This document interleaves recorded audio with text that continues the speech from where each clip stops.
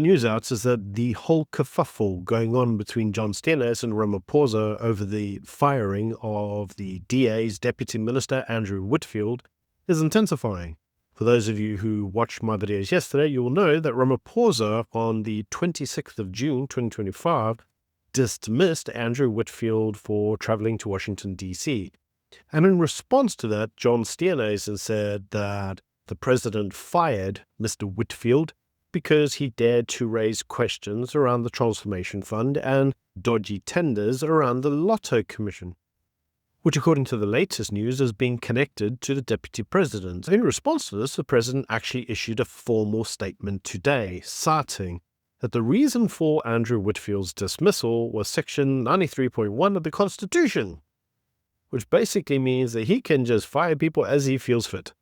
So that's not really a justification, it's the law that allows the president to do it.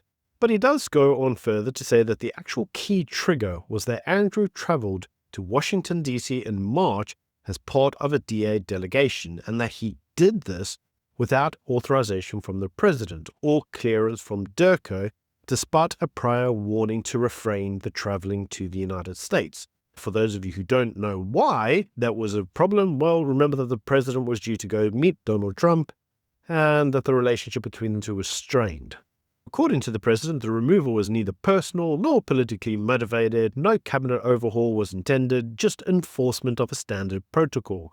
And so what exactly was the protocol that he was attempting to force? It was stick with our rules or face the consequences. Our rules, the executive protocol, is that you should have got my approval, and you didn't. So you broke protocol, and that's why you've been dismissed. Now, here's the grand irony in the entire situation, is that if you actually look at it, there are a number of ministers in the president's cabinet that frequently break protocol, are engaged in corruption, and frequently don't do their jobs, and they're not dismissed. As you will know from my videos yesterday, Steenhuisen said, we don't want corruption in the cabinet, show that you're anti-corruption, 48 hours to fire the corruption accused.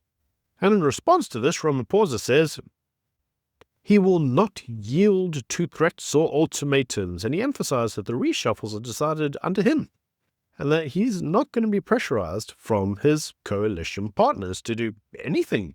So basically, he'll do what he wants.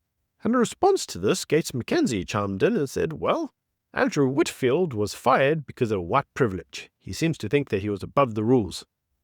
So we've got the race card being played. Yeah, the entire thing is just a disaster. And really, the DA at this point in time should leave the GNU, let it collapse, impeach Ramaphosa, and just see what happens then. But that's just my view. Do let me know what you think in the comment section below.